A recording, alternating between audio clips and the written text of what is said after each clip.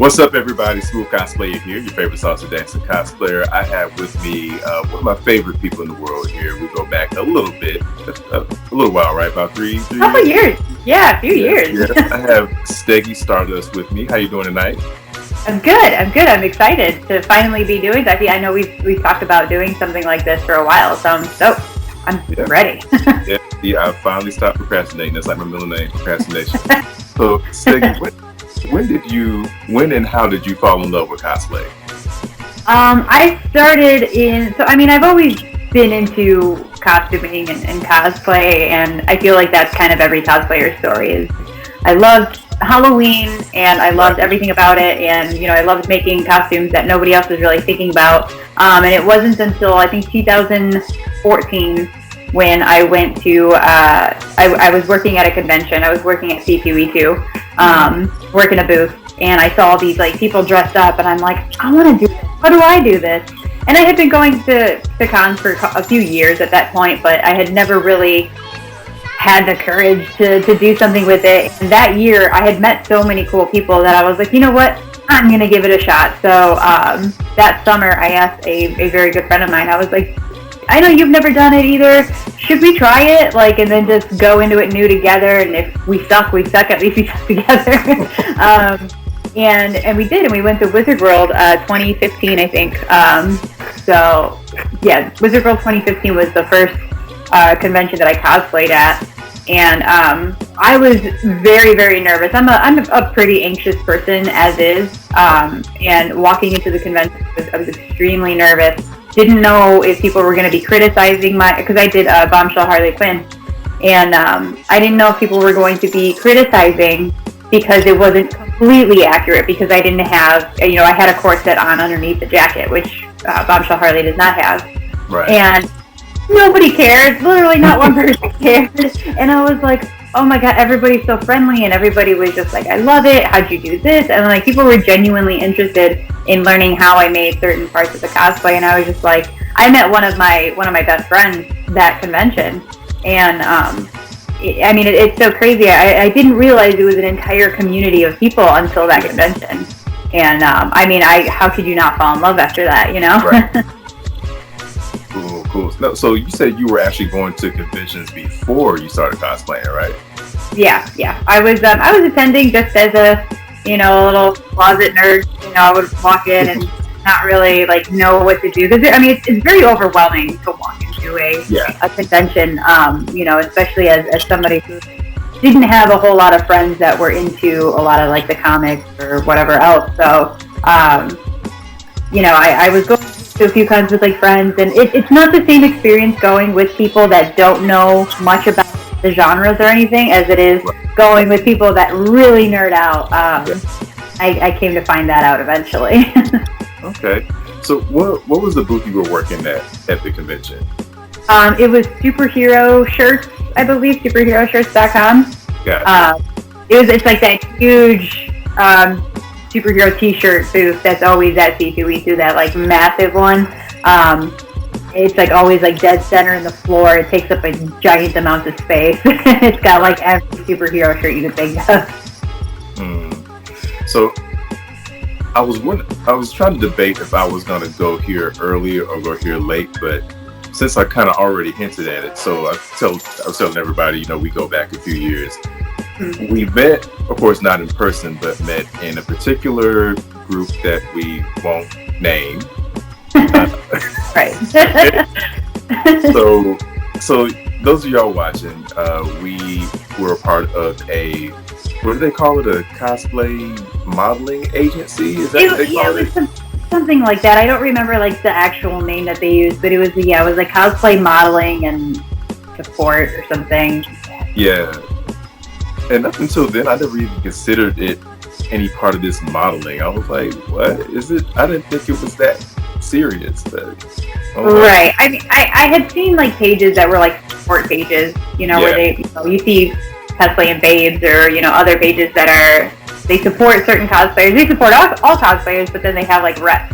So I was thinking it was that, which it kind of was, but supposed to be anyway. On a whole different level. That was a crazy thing. Yeah, we met we met on there. Yeah, I can't believe how long it's been already, but that was a wild ride. Yeah, and it started okay, I guess,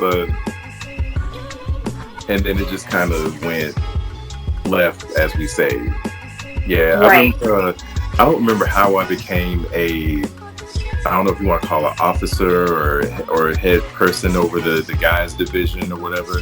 That Right. happens sometime. It's kind of fuzzy to me now, but then that's when I started realizing, like, okay, this guy who is, running this whole thing is getting more and more demanding, asking us to do more and more stuff, and we're not getting anything in return. I'm like, Right. something ain't right here. That was like, that should have been the first red flag, is that there was like a guys division and a girls division, and like, Yeah. it started off as like, a cross promotion type thing, and that's what I liked about it, is I was like, there's a lot of really talented players that are a part of this already. Cross promoting is a great way to promote, and to promote yourself and to get more followers and, more exposure and whatnot. And it got to the point where, it wasn't like a casual thing, like, oh, hey, if everybody could please post a Man Crush Monday, whatever. It was like, no, you're going to get this person. You're going to get this person. You have to post it at this time on this day. And it was like, it became like a job, like a second job. Yeah. And, we weren't getting anything out of it. We all had signed some. I know I had signed some, like, disclosure or something, and I didn't think anything of it. I was like, oh, yeah, they just want us to, like, not promote other pages like this. That's fair enough. And it turned out that they used it as, like, almost, they were holding it against us. I remember, like they were like, you can't, like, because I don't remember who was the first one to say, like, you know what, I'm out. Because I remember talking to somebody about it, and they were like, well, I think we signed this. I'm like, I don't think that holds anything. I'm like, I'm pretty sure that's not, like, any sort of, like, legal document that holds. I'm like, what are they going to do? Sue us? Like, they're not paying us or anything, so it's not like they probably don't even have any money to sue us. Right. So, yeah, it was super crazy. Like, and I don't remember who the first one to be like, I'm out. But then, like, it snowballed into this, like, one person said I'm out, and the other person was, you know what, me too, and another person, and they tried using the whole attorney lingo against us, and all it took was for some of us to be like, that's not a thing, and they backed off. And I know I was blocked. I was blocked for a while. I don't know if I still am, but I know I was blocked, and then they made like a few more pages. That was the other thing, is I think weren't they like buying followers or something, or they said that somebody else was buying followers or something like that. Because I think somebody had mentioned something where they were like, why is it that, the page doesn't really have a whole lot of followers? And they were like, oh, well, because everybody else is buying them or something. Like, and it was like a huge thing, and I was like, a lot of red flags here, but okay. I was new to the scene, so. Yeah. And I ran with it, and here we are now. I met a lot of cool people. I met you. I met a handful of amazing cosplayers from all over the U.S. So I'm happy that I got to experience that and got to meet really cool people. But at the same time, it worries me, because I'm like, how many other pages or people are using Instagram likes and whatnot to manipulate and, kind of harass, or not even harass, but just to, manipulate newer cosplayers to do things that they want them to do. Or it's scary. It's really scary, because you see, there's photographers out there, there's, models out there, there's, pages like that, that they don't always have the best intentions. And, we all got to have each other's backs when it comes to that. So beware. Anybody who's watching, like, if you're part of the community, that's amazing and everything, but always do your research. Yeah, and I think going into that, I would say do your research. I know for me, you don't know what you don't know. So It's one of those things where I'm like, I feel like I should be researching this. I just don't know what to look up. But yeah, right. That was the thing, is that, like, how do you research something that you don't know anything about? Those unknowns. Right, exactly. And I will say, going back now, I wish I would have reached out to other cosplayers. But then again, I guess I didn't know too many, or I felt like I was gonna sound stupid or something. But yeah, I mean, like I'll throw this out there: anybody who is a cosplayer or is thinking about cosplay, there are no dumb questions in the cosplay world. It's better to be safe than to be involved or mixed up with bad people. So. Yeah. Like if I could do that over again, I probably would do the same thing that I would do if I were shopping for a new apartment. Like after they take me through the tour, say, hey, can I go walk through the neighborhood for a little bit? Yeah, sure. See somebody random walking out. Hey, how do you like living here? Right. You got roaches. How's management? All that good stuff. So I probably would have done the same thing with that. Like seeing who else was in the group and say, hey, how do you like it here? How are you being treated? Right. What are you being asked of? What are you being demanded of? How do they react when you say no? Well, and I think there was a couple people in the group that were like kind of just blowing smoke up their butts, and like they were all about the group, and I don't know where it went wrong or why this person became so demanding. I think it was multiple people that were running the page, or the pages or something, but there were people that were part of the group that were like, oh yeah, I've been in it for a while and it's great, and like, but I think they were friends with those people or something. I don't remember what the situation was now, but yeah, you got to do your due diligence, ask as many questions as possible, because you never know. You really don't. I still remember the moment I decided, you know what, F this. I think because I was being asked to make these demands of all the guys, and I'm like, you're asking me to talk to these guys like they're little kids. These are other fellow grown men. I mean, yeah, I was older than them, but still, we're all grown adults. Right. Like, I'm not talking to another grown man like that. You must be out your mind. And the day that I just kind of said F it, we were just hanging with family. I'm at my wife's aunt's house, and I get a message saying, apparently we had just had a meeting with the rest of the guys, like saying, hey, we need to do this, we need to do that. So dude says to me, okay, we're going to put the guys to the test. I want you to say, hey, you need to have X amount of new people by this time. And it was, the amount of time was just over the weekend. I'm like, I am not spending my weekend doing this, especially not last minute. So once I saw that, like, you know what, I'm gone, I'm out.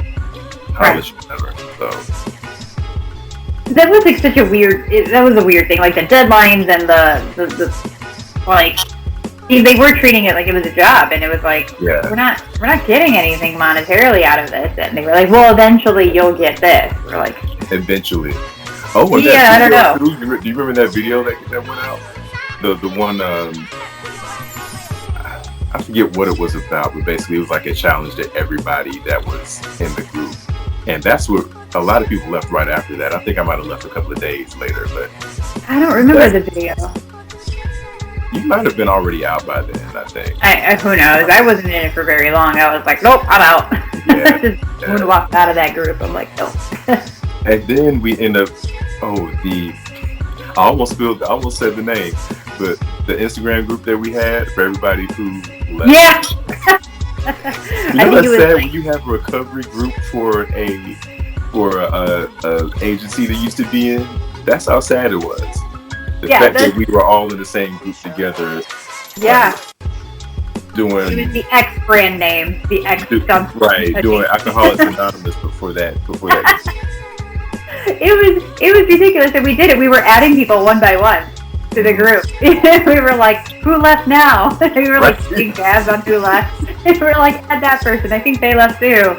And then I think one girl had joined the group who hadn't left yet, and I think we kicked her out. We're like, nope, you're on the inside. I must have missed that. So trying to spy on this space. I'm pretty sure. I'll have to go back in messages and see if I can find that. But that was hilarious. Because it's been a while since anybody said anything. I just thought about that. We used to check in like every other week, and it became every other month. Yeah. Almost never.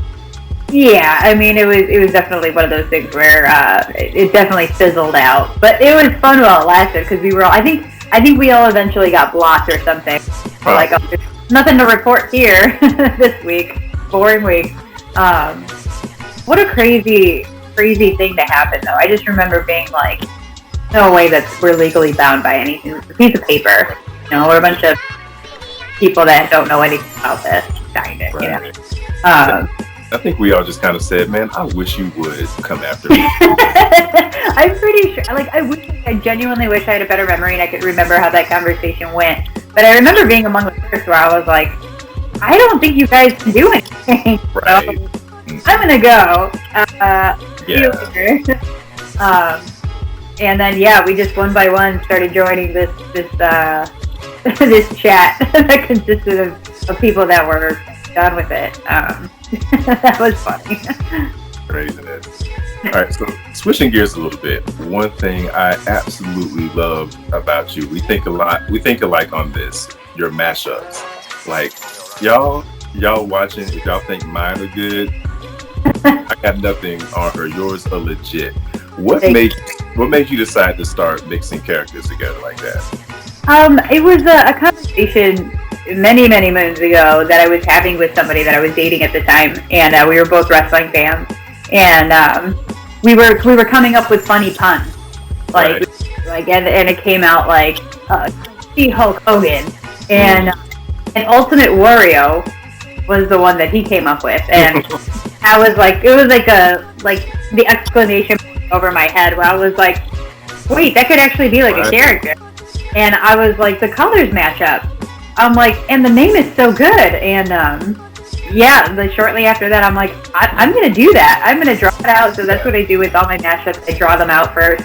And I get a lot of suggestions on like, oh, you should bash these people. And I'm like, it won't work. Like, there's a formula to it. And I'm sure you think the same way. Yeah. There's a formula to mashing up characters that makes it so good. And, Ultimate Wario was just the first one that I executed fully. And it popped off. Like, people loved it. And more importantly, people got the name right away. I didn't have to tell anybody like, oh, I'm this. They people like Ultimate Wario. Though they would be like Ultimate Warrior and Wario, Ultimate Wario, and I'm like, yeah, like you see the little light bulb go off over your head. Yeah, and that's what I live for. So whenever I bring a mashup, I live for that eureka moment where they they get it. They are definitely the most fun to make, and my favorite part about mashing, and I'm sure this is something that you like too, is there is no wrong. Right.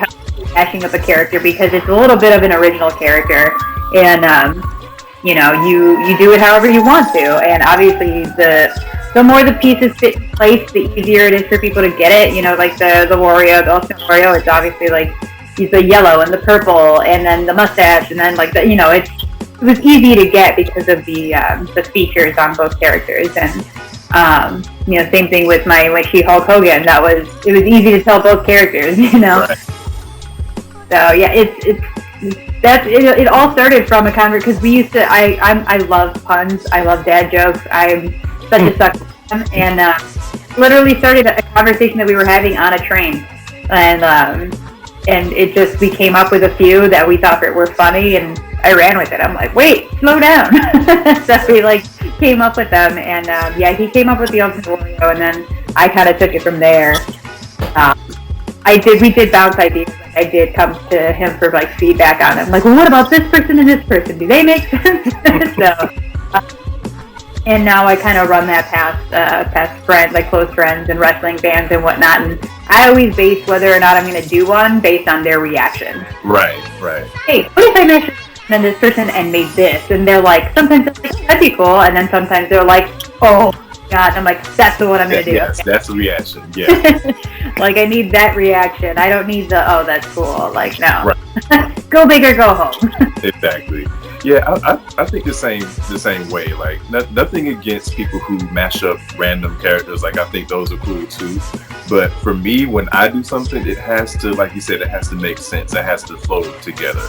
Like, when I did Jules Windu, like Mace Windu and Jules Winfield, they're both Samuel Jackson characters, or the Django Fett.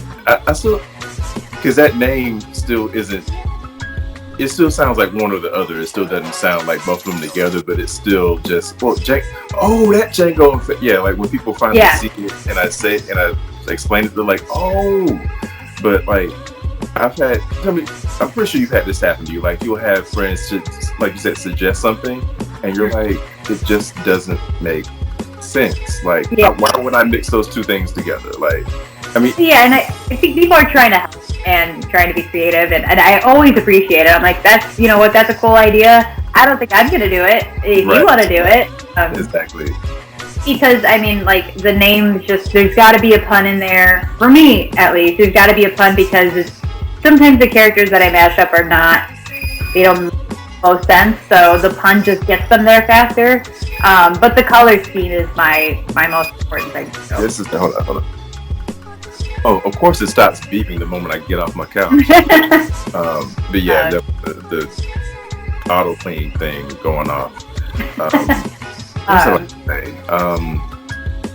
Have you ever had people suggest mashups to you that have already been done? You know what? I don't think so. Because that happens to me, and I have a dilemma with that because, you know, nobody owns a character. Like, I'm actually going to make a video sometime next month about, like, there are people who get bent out of shape because somebody's cosplaying the same characters as them at a convention. I'm like, there are way too few characters and too many cosplayers for you to be the only one. It's not going to work. But when it comes to original characters and mashups, I'm like, if I'm not the first person to do it, like, it loses its flavor for me. Right. Yeah. So I'll agree with that. Right. So, like, a friend of mine posted on my page, "Hey, this should be your next mashup," and it was Popeye Sailor Moon. Yeah, I've seen that. And I'm like, I love it. I love that somebody did it because it makes sense. You know, the sailor part of it. But I never watched Sailor Moon. I no longer think this way, but I was that kid like, oh, that's too girly. I don't want to watch that. You know, so I never was a Sailor Moon fan. And yes, I watched Popeye, but I'm not a Popeye fan. So I'm not going to do that. And somebody else has done it. Part of my thing with mashups is the shock value of seeing that for the first time. Like, did he really do that? Like that. So if someone else has already done it, like, I'm like, okay, you got that. Now my Sith Jafar, like, someone else has done Sith Jafar, but their Sith Jafar doesn't look like mine. So I was like, hey, what I have in mind doesn't look like what he did, so I'm going to go on with it. So, or just like when I mentioned to you the Luchador Black Panther, like, a friend of mine beat me to it already, but aside, like, we're going to have the same mask, but everything from the neck down is going to be different. So that's why I felt comfortable continuing on with the plan. Yeah. I think that's definitely, like you said, it's the shock value of people seeing that costume for the first time and it blowing their mind, as opposed to, you know, being like, oh yeah, I've seen that before. Like, it kind of, you know, it as a creative person, you want that initial, what? That's crazy. So I absolutely get that. And I'm the same way. If it's something that I don't know, where people have been like, oh, you should match this person and this person, and I'm like, I gotta tell you, I don't know anything about that. Like, I don't know anything about that fandom, and I don't feel comfortable. Like, if I don't know the fandom that well, I'm not gonna want to cosplay it because, one, I'm not gonna know it well enough to do it well enough, I think. And two, I don't want to be that person. Not that there's anything wrong with that. I mean, if there's people that know nothing about Superman, they want to cosplay as Superman, by all means, do it. I'm just not comfortable doing that myself. So I get that. Yeah, same. I'm like, I will defend people to the death for doing that. Like, there are people who like cosplaying a character just because they think it looks cool. They want to cosplay something because, oh, that looks difficult. I want that challenge. I want to build that. Let me do it. But they don't know anything about it. I'm like, people cosplay for different reasons, so I'm not going to hate on somebody for doing that. But same as you, for me, I don't want to cosplay something I don't know already. Or if I decide, or if somebody talks me into doing it, if I like it enough visually, I'll go at least spend an hour on their Wikipedia page or something. I'm not like, I want to know something about it. But yeah, I agree. Like, that's how I do it, but I'm not going to throw shade on somebody else doing it. Yeah. So are all the ones I've seen at least, but are all of your mashups wrestling or something else? Yeah. So far all my mashups have been wrestling mixed with either a video game character or a comic book character.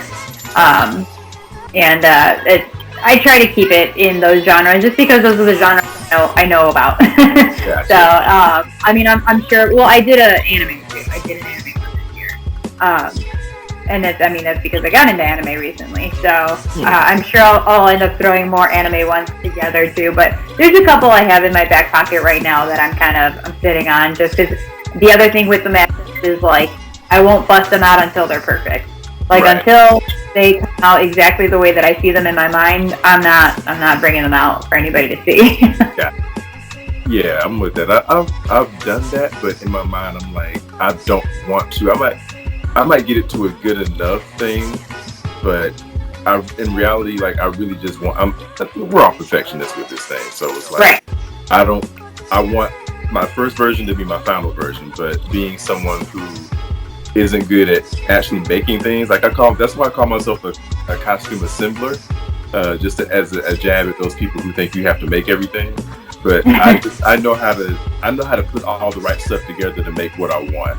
So I'm starting to make things, but yeah, because I don't have those skills yet, I have to bring my own expectations down and be like, okay, you may not get this perfect the first time. It's gonna be good the first time, but we're gonna get to this later. And sometimes it's just budget. Like this is good enough right now, but when I get my money right, this is gonna be later on. Completely lost my thought from that. I will say that, like, when it comes to cosplay, there is no right or wrong way to do cosplay. So it's costume play, and there is no right or wrong way to do that. Are you a seamstress? No, maybe you're not a seamstress. That's a part of cosplay. That's a different part of cosplay. Do you make your own stuff? Then you're a prop maker. You're a foam expert or whatever. That doesn't, just because you're not a seamstress doesn't mean you're not a cosplayer. You're still cosplaying. You just didn't make it. And a lot of people, I know, and for me, I know that was one of the things that kind of deterred me away from cosplay at the beginning, was afraid that people were going to be like, oh, she didn't make everything herself or whatever. And it's a very accepting community, and anybody that tells you like, oh, well, you're not a real cosplayer because you didn't sew this together, like, nobody ever said you had to be a seamstress in order to be a cosplayer. It's not a qualification. It's not a requirement. It's just it's a perk. It just saves you a lot of money. Like, where are we drawing this line at? Because I'm like, you gotta make everything yourself. So like, I'm just waiting for the day somebody says that to me in person. I'll be like, okay, so did you make your makeup from scratch? Did you sew every single piece of your costume from scratch? Did you you bought something? So I'm like, there shouldn't even be a line to draw. But I'm like, where are you drawing this line at? There should be no line, because I mean, again, it's just you're playing around with costumes. That's what cosplay is, and cosplay is a community, and it's people that are coming together to do geek stuff with each other, and we're all just nerding out and having a good time and trying to enjoy ourselves. And I don't think there's any reason why anybody should feel like they have to make their own stuff. I'm sorry, but working with EVA Foam and everything is hard, and I did it time this year, and it was extremely frustrating and very difficult, and it's not something you can learn overnight or even over a few weeks. It takes a lot of time to do. So for people that are like, oh, I had to buy my staying gear, then buy your staying gear, because that is not, there's a reason it costs $600. It's because it takes forever to make. Yeah, that's exactly what I did when I did my my Nappa from Dragon Ball Z. Like, I've seen. Now, this is not a shot at the people who I've seen before, but I've seen some Saiyan armors, I've seen some Nappas that were handmade, and big props to them for doing that. But I knew that if I made mine, it would look like theirs or worse, and I didn't want what theirs looked like. I wanted something that in my mind was legit. So I'm like, I'm going to save this money, and to me, that's hard work, because me in my bachelor days, I didn't have a budget, so I spent whatever on whatever whenever. So that's hard work for me, having that discipline to save up enough to do that. So like, don't come to me and tell me I didn't work hard for this cosplay because I paid for it. I worked hard, wanted to make that. We're trying to make the money and to save it, to not spend it. That thing would burn the hole in my pocket the whole time. But and that's the thing too, is that like it costs money to buy these things. So it's like, it's not like it was just handed to you, and it's like, I might not have invested time, but I invested money. What's the difference? I'll say the only limits that there should ever be on your cosplay is your own imagination. Like, you shouldn't be limited by your skills. You shouldn't be limited, like, well, no, okay, your imagination and your budget. Because money's gonna come out somewhere. Like, even if you can make everything yourself, you still gotta buy the materials. So, like, same thing with Napa. There's another one that I want to have done sometime this upcoming year, and I'm like, it would take me years to get good enough to make this thing look as good as I want it. I know somebody else who can make it look as good as I want it, so I'm gonna pay them to do it. So that's, like, I shouldn't be limited by what I can do myself. And I say that, like, just like you, I would say that to anybody else out there. You shouldn't be limited by that. You shouldn't be limited by what you can. 100%. Yeah. 100%. Like, I cosplayed as Man of Steel a couple years ago, and I would have never been able to sew an outfit like that together. Right. Same thing with my Spider-Woman. I would have never been able to put that together. But I'm not going to allow that to limit me to not be able to cosplay these characters that I love. You know, that would be super unfair. Like, what, I can't go dress as Superman, one of my favorite comic book characters, because I can't sew an outfit together that's not going to fall apart on the floor. Exactly. Like, that's totally bogus. So, and the thing is that, again, cosplay is an expensive hobby, and it's very time consuming. And people have to understand, not everybody has the time to put into this, you know, and I think those people shouldn't get reprimanded because they have jobs or they have families or whatever, you know. I think it's super judgmental, and if you have people that are coming at you with stuff like that, those are the people you don't want to associate with, you know. Those are called in the exceptions. The rest of us are pretty cool about it.